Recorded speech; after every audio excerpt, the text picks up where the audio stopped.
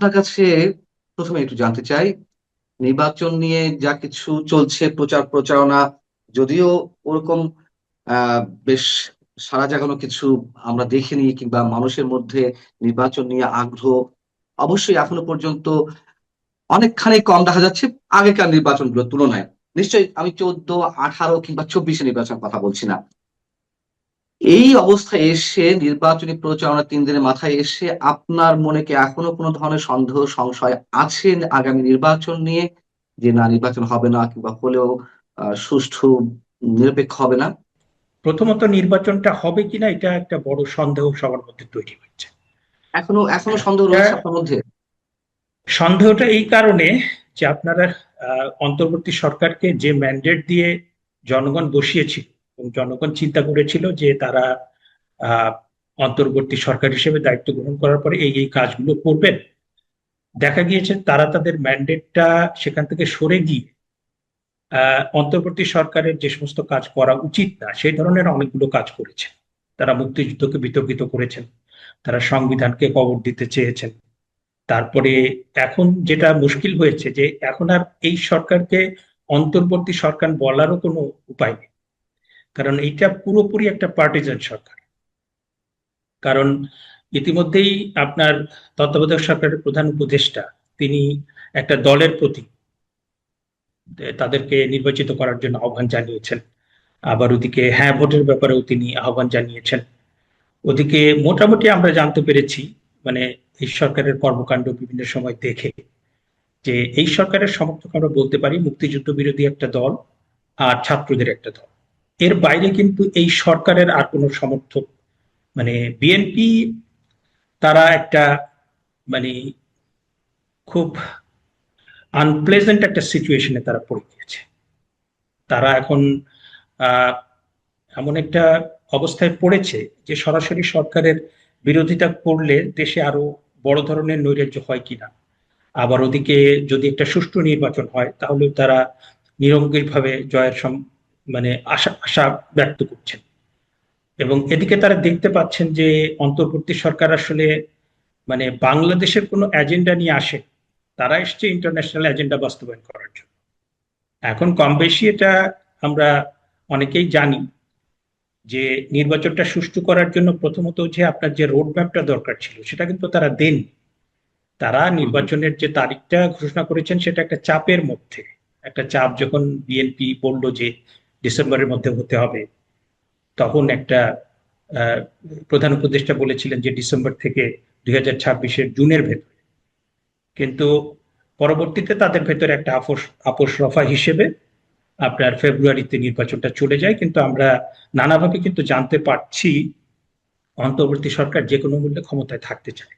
আর অন্তর্বর্তী সরকারের ক্ষমতায় থাকা মানে মুক্তিযুদ্ধ বিরোধী শক্তির ক্ষমতায় থাকা। নানান ভাবে চেষ্টা করছে ক্ষমতা দীর্ঘায়িত করতে। আহ, সেই চেষ্টাগুলোর মধ্যে কি হতে পারে, মানে নির্বাচন না দেওয়া, সেই নির্বাচন না দেওয়ার জন্য কি কি পন্থা অবলম্বন করতে পারে বলে আপনার মনে হয়, যদি সত্যি সত্যি সরকার ক্ষমতা দীর্ঘায়িত করতে চায়? মানে আপনার বিশ্লেষণটা কি? প্রথম কথা হচ্ছে যে বাংলাদেশের রাজনীতি এবং রাষ্ট্র ক্ষমতার নিয়ন্ত্রণটা বাংলাদেশে নেই। কারণ এখন কিন্তু আমরা দেখছি যে মার্কিন যুক্তরাষ্ট্র থেকে অনেক কিছু করা হচ্ছে, আবার চীনও একটা মেজর খেলোয়াড়। তারপরে ভারতের তরফ থেকে, ভারতের ধরেন যে 3000 মাইলের বেশি তার মানে সীমান্ত। এখন ভারত তো বাংলাদেশের স্বার্থে কিংবা কোনো দলের স্বার্থে কিছু করবে না, ভারত তার নিজের স্বার্থেই করবে। হুম। এবং আপনি দেখেন যে মার্কিন যুক্তরাষ্ট্র সম্প্রতি ভেনেজুয়েলাতে যে উদাহরণ তৈরি করেছে, যে একজন নির্বাচিত প্রেসিডেন্টকে সে তার নিজের সেনা পাঠিয়ে মানে ধরে নিয়ে গেছে। তো এইটা যদি মানে মডেল হয়, তাহলে চীন যদি তার প্রতিবেশী রাষ্ট্রের কারো মনে করে যে সে আমার বিরুদ্ধে বিরূপ আচরণ করছে, তার তার সাথে আমি একই রকম করবো। ভারতও যদি মনে করে যে আমরা we are sufficiently strong to মানে bring any person from his bring any president from that country, এই নজিরগুলো তো ভালো না, তাই না? সুতরাং আমার কাছে মনে হচ্ছে যে আপনার এই জিও পলিটিক্সের যে খেলাটা, এই জিও পলিটিক্সের খেলার সাথে যুক্ত হয়েছে আপনার টার্কি, যুক্ত হয়েছে। টার্কির এতটা ইন্টারেস্ট ছিল না।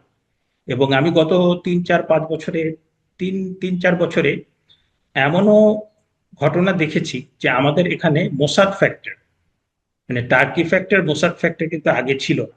এখন টার্কি ফ্যাক্টরটা আপনার কিন্তু নানাভাবে আলোচিত হয়েছে। আপনার বিএনপির চেয়ারপারসন তারেক রহমান তিনি দেশে প্রত্যাবর্তন করতে পারছিলেন না, এবং তাকে কারা, এবং তিনি নিজেও একটা স্ট্যাটাস দিয়েছিলেন, এবং কারা তাকে দেশে আসতে আসতে দিচ্ছে না সেটা তিনি স্পষ্ট করে বলেননি, এবং অনেক ধরনের কথাবার্তা হয়েছে, এবং সেখানে কিন্তু টার্কির যে আপনার ইন্টেলিজেন্স, হ্যাঁ, তাদের একটা সংশ্লিষ্টতার বিষয় এসছে।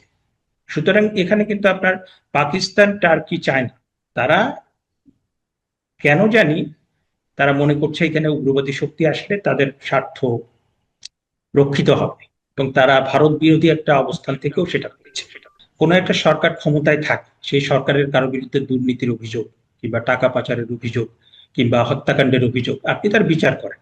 কিন্তু কোনো একটা দল, যে দলটা 35 থেকে 40% মানুষকে রিপ্রেজেন্ট করে, তাকে যখন আপনি নিষিদ্ধ করে দেন, তখন কিন্তু একটা বড় একটা রাজনৈতিক শূন্যতা তৈরি হয়, পলিটিক্যাল ভ্যাকুয়াম। এবং বাংলাদেশে আওয়ামী লীগ হচ্ছে বাংলাদেশের সবচেয়ে প্রাচীন রাজনৈতিক দল। হ্যাঁ, তাদের ভুল ভ্রান্তি, তাদের নানা রকম ব্যত্যয়, সেটা আলোচিত হয়েছে। এখন এরকম একটা দলকে যদি আপনি পুরোপুরি আহ, তারা কার্যক্রম পরিচালনা করতে না পারে, তাহলে পরে রাজনীতিতে যে শূন্যতা তৈরি হয়, সেই শূন্যতা কিন্তু পূরণ হয়।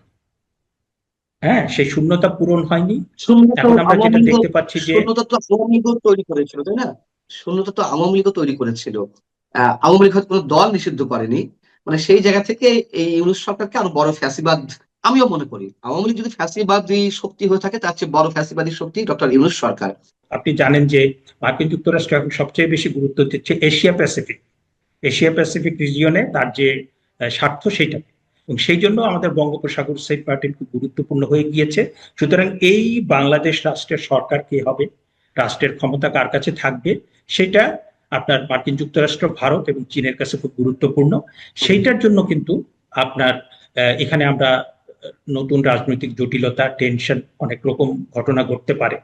এবং তাদের তাদের মানে, এবং আরেকটা বড় জিনিস হচ্ছে যে আমাদের মানে রাষ্ট্রীয় স্বার্থের বিষয়ে প্রধান রাজনৈতিক দলের ভিতরে কিন্তু ঐক্য নাই, যার প্রেক্ষিতে আপনার বিদেশি শক্তিরা কিন্তু তারা অনেক বেশি স্পেস পাচ্ছে, তারা অনেক ইন্টারফেয়ার করতে পারছে।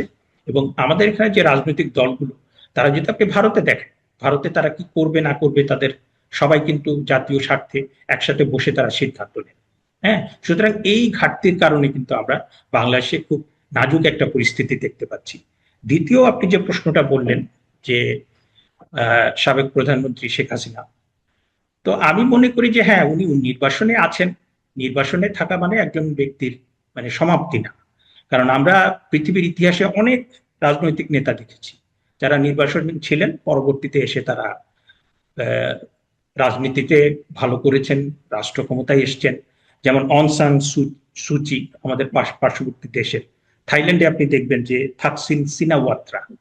তারপরে ইরানের বিষয়টা আমরা জানি, সেখানকার যে সর্বোচ্চ ধর্মীয় নেতা আয়াতুল্লাহ খামেনি, তারপরে ইয়াসির আরাফাত, তারপরে নেলসন ম্যান্ডেলা, চার্লস দা গল, এরা সবাই নির্বাসনে ছিলেন। পরবর্তীতে নির্বাসন থেকে এসে তারা কিন্তু আবার রাজনীতিতে মানে তারা নতুন তাদের যে আহ, রাজনৈতিক চেতনা, রাজনৈতিক যে দিগদর্শন, সেটা দিয়ে তারা আবার তাদের সমর্থককে উজ্জীবিত করে নতুন করে রাজনীতি করেছেন। আমি প্রথমত মনে করি যে এটা মানে নির্বাসনে থাকা মানে এটা শেষ না। ইভেন আমরা তারেক রহমানের বেলায়ও তাই দেখলাম যে তিনি তো দীর্ঘদিন নির্বাসনে ছিলেন। এখন তো তিনি নিজেকে যেমন পরিশুদ্ধ করেছেন, আবার আপনার পরিস্থিতিও তাকে মানে আনুকূল্য দিচ্ছে। তো সবকিছু মিলে আমি এটা মনে করি। দ্বিতীয়ত যে প্রশ্নটা, শেখ হাসিনার বিরুদ্ধে যে অভিযোগগুলো এসছে, সেটাকে আমরা বলবো যে ন্যাশনাল ক্রাইম কিংবা ডোমেস্টিক ক্রাইম, কিন্তু আপনি এইটাকে ইন্টারন্যাশনাল ক্রাইম বানিয়ে দিয়েছেন। এইখানে একটা বড় ভুল হচ্ছে। দ্বিতীয়ত, এই বিচারটা হবে একটা রেগুলার ক্রিমিনাল ট্রাইব্যুনাল, কিন্তু আপনি করছেন আইসিটিতে।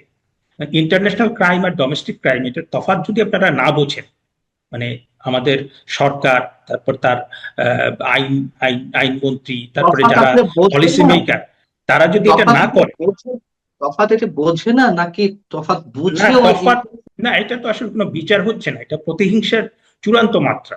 এবং সেটার জন্য আপনার টবি ক্যাডম্যান, তিনি তো ইয়ে করেন নাই, তিনি তো এটা নবায়ন করেন নাই। টবি ক্যাডম্যান যে আপনার ট্রাইব্যুনালের যে উপদেষ্টা, হ্যাঁ, পরামর্শ, তো তিনি তো এটা নবায়ন করেন না। এবং এটা নিয়ে তো হুম, হুম। অনেক আপনার অ্যামনেস্টি ইন্টারন্যাশনাল সহ সবাই এটাকে আপনার প্রত্যাখ্যান করেছে। এবং সবচেয়ে বড় কথা যে আপনি দেখবেন ট্রাইব্যুনালের বিচারের সময় বারবার রোম স্ট্যাটিউট টেনে আনা হয়েছে, আইসিসির যে আপনার সংবিধি। এবং আইসিসির সংবিধি আপনি যেটা অ্যাপ্লাই করা হয়েছে এটা আসলে এটার ক্ষেত্রে আপনার এই আইসিটির বিচারের ক্ষেত্রে কোনোভাবে প্রযোজ্য না। আপনি রোম ইনস্টিটিউটের কথা বলছেন, কিন্তু ওইটার আপনি সিলেক্টিভ অ্যাপ্লিকেশন করছেন, যেটা আপনার ক্ষেত্রে প্রযোজ্য শুধু সেটাকে আপনি রেফার করছেন, আর ওইটা যেটা আপনার ক্ষেত্রে প্রযোজ্য না সেটা আপনি বলছেন না। কারণ রোম স্ট্যাটিউটে কিন্তু মৃত্যুদণ্ড না।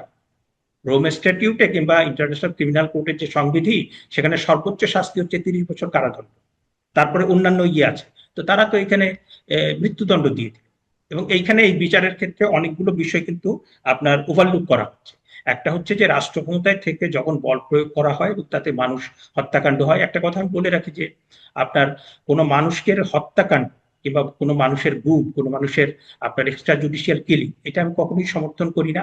এবং এর চেয়ে বড় হৃদয় বিদারক ঘটনা হতেও পারে না। যে সরকারের সময় হোক সেটা বিচার হতে হবে। এবং এই ধরনের ঘটনায় আপনি গুড ফেইথ ক্লজ, কারণ এই যে আপনার 5ই আগস্টের সময় আগে পরে যে হয়েছে, 5ই আগস্টের আগে অনেক আপনার পুলিশ কর্মকর্তা, তাদেরকে গ্রেপ্তার করে কিন্তু তারা এখন কারাগারের ভেতরে। তারপরে আপনার এই যে র্যাবের কর্মকর্তা, তখন কিন্তু এদের বিচার করতে গেলে কিন্তু আপনার আইসিটি প্রযোজ্য হবে না। এদের বিচার করতে গেলে আপনি দেখবেন যে পুলিশ রেগুলেশন বেঙ্গল, তারপর আপনি criminal procedure code, penal code, এবং সেখানে একটু গুড ফেইথ ক্লজ আসবে যে আপনি যখন শক্তিটা প্রয়োগ করেছেন সেই শক্তিটা, কারণ রাষ্ট্রের হচ্ছে যে পুলিশ, র্যাপিড অ্যাকশন ব্যাটালিয়ন, সেনাবাহিনী, তাদেরকে শক্তি প্রয়োগের বৈধ ক্ষমতা দেওয়া হয়েছে। যদি কোথাও নৈরাজ্য হয়, যদি কোথাও অ্যানার্কি হয়, যদি কোথাও কোথাও আইন শৃঙ্খলা ভেঙে পড়ে, তাহলে পরে আপনি সেখানে বল প্রয়োগ করতে পারবেন। এবং এখন তো আমরা জানি যে আপনার জুলাই আগস্ট সময়ে আপনার আন্তর্জাতিক জঙ্গিরা এসে এখানে নাশকতা করেছে। এবং যারাই বিপ্লব করেছে তারা নিজেরাই বলেছেন যে আমরা মেট্রোতে আগুন না দিলে এটা সফল হতো না, আমরা পুলিশ খুন না করলে সফল হতো না। আপনার গণ আন্দোলন এক জিনিস আর রাষ্ট্রীয় নাশকতা ভিন্ন জিনিস। কারণ আমরা তো 1969 সালে গণ অভ্যুত্থান হয়েছে, 90 সালে গণ অভ্যুত্থান হয়েছে, তারপরে আপনার অন্যান্য সময় আমরা গণ আন্দোলন দেখেছি। গণ আন্দোলন আর নাশকতা তো এক জিনিস না। এবং আপনি যখন সরকারি মন্ত্রী, প্রধানমন্ত্রীর কারো বিচার হবে, তখন কিন্তু আপনার গুড ফেইথ ক্লজ একটা বড় জিনিস। আপনি যদি সরকারি কর্মকাণ্ড পরিচালনা করতে গিয়ে সরল বিশ্বাসে আপনি যদি কোনো কিছু করেন এবং তাতে কোনো কেউ মারা যায় কিংবা কোনো কিছু হয়, তাহলে কিন্তু আপনাকে দায়মুক্তি দেওয়া হচ্ছে। হ্যাঁ, এবং দায়মুক্তি আইনের এখন সম্প্রতি যে একটা খসড়া করা হয়েছে, সেখানে কিন্তু কোনো বাহিনীকে কেউ হত্যা করলে সেই দায়মুক্তি কিন্তু দেয়া হয়। এবং এই যে রাষ্ট্রীয় ক্ষমতায় যারা থাকবে, তারা বল প্রয়োগে যদি কাউকে হত্যা করে কিংবা ক্যাজুয়ালিটি হয়, তার যে বিচারের যে প্রক্রিয়াটা, সেটা কিন্তু আপনার সেটা কিন্তু অনুসরণ করা হচ্ছে না। যার প্রেক্ষিতে এই বিচারটা একটা প্রহসনে পরিণত হয়েছে। এবং তার প্রমাণ হচ্ছে টমি ক্যাটম্যান সরে গেল, অ্যামনেস্টি ইন্টারন্যাশনাল, তারপর হিউম্যান রাইটস অর্গানাইজেশন, সবাই কিন্তু এটা প্রত্যাখ্যান করবে। আপনি আন্তর্জাতিক, একটা হচ্ছে যে ডোমেস্টিক ক্রাইম, মানে একটা দেশের অভ্যন্তরে সংগঠিত ক্রাইম, আর একটা হচ্ছে ইন্টারন্যাশনাল ক্রাইম, দুইটা দুই ক্যাটাগরি। হ্যাঁ, দুইটার জুরিসপ্রুডেন্স, দুইটার আপনার বিচার প্রক্রিয়া সবকিছু কিন্তু আলাদা। আপনি সেইটাকে জোর করে আপনি ডোমেস্টিক ক্রাইমকে ইন্টারন্যাশনাল ক্রাইম নিয়ে গেলেন। এবং এই যে আপনি আইসিটিটা পুনর্গঠন করলেন, আইসিটিটা আগের আইসিটি আর আইসিটি তো এক না। হ্যাঁ, এবং অথবা তার তার কি এটা বিচারকদের তোমার যে বড় বিষয়, আপনি তাদের যে অনেক বড় তাদের বিষয়। বিচারকদের যে নিয়োগ দেওয়া হয়েছে, তাদের বিচারকদের যে নিয়োগ দেওয়া হয়েছে এবং তাদের যে কনফার্ম করা হয়েছে 1 বছরের মাথায়, প্রত্যেকটাই তো আপনার প্রশ্নবিদ্ধ। আপনি তো একটা আদালত যখন করবেন, কারা বিচারক, তার জুরিসডিকশন আছে কিনা ওই অপর, আপনি দেখেন আপনার রোহিঙ্গা যে আপনার জেনোসাইড হয়েছিল, তখন কিন্তু আপনার গাম্বিয়া একটা আপনার মামলা করেছিল ICJ, international court of justice. সিঙ্গাপুরে। হ্যাঁ, এটা আইসিসি না, ইন্টারন্যাশনাল কোর্ট অফ জাস্টিস। এবং সেখানে কিন্তু প্রথম হিয়ারিংটা যেটা হয়েছে সেটা হচ্ছে যে আইসিজে কিংবা ইন্টারন্যাশনাল কোর্ট অফ জাস্টিস তাদের জুরিসডিকশন আছে কিনা এই মামলাটা শোনার। তা আপনি কি এই জুরিসডিকশনের, আপনি কি এই শুনানিটা হয়েছে যে আইসিটি এটা যে পুনর্গঠিত হলো, কারা বিচারক এবং এটার এখতিয়ার আছে কিনা? মানে এই যে আপনি যে ম্যাসাকারটা হলো, এবং আমাদের দেশের যে জুডিশিয়াল সিস্টেম, তাতে আপনি দেখেন যে একটা মামলা, একটা ছোটখাটো মামলার বিচার করতেও কিন্তু 3, 4, 5 বছর লেগে যায়। আপনার বেশি দিন ধরে বিচার করলে সেটা ভালো এটা তো হবে, অনেক বড় কম দিন বিষয়। ধরে বিচার যাদেরকে করলে আটক খারাপ হবে করা সেটা হচ্ছে, বলছি না। আপনি যাদেরকে বঙ্গবন্ধু আটক, হত্যার বিচারটা, বঙ্গবন্ধু হত্যার বিচারটাই তো 15 বছর চলে গেল। আপনার 96 সালে যখন শেখ হাসিনা ক্ষমতায় আসেন, তাকে বলা হয়েছিল যে আপনি সামারি ট্রায়াল করেন, আপনি খুব দ্রুত বিচার করে আপনি এটাকে শেষ করে দেন। আর বঙ্গবন্ধু হত্যার বিচার দেখেন, যে যারা হত্যা করেছে তারা কিন্তু নিজেরা কনফেশন দিয়েছে, তারা কিন্তু গর্ব করে বলেছে আমরা বঙ্গবন্ধুকে হত্যা করেছি, তারপরেও তাদের বিচার হয়েছে এবং শেখ হাসিনা বলেছিলেন এটা রেগুলার ট্রাইব্যুনালে হবে, এবং সেটা করতে গিয়ে তাকে 15 বছর সেই বিচারটা করতে হবে। আমরা শেষ করব, আমরা প্রায় শেষ পর্যায়ে। আহ, আহ, অনেক বড় কোশ্চেন তো রয়েছেই এই আইসিটিতে বিচার প্রক্রিয়া নিয়ে।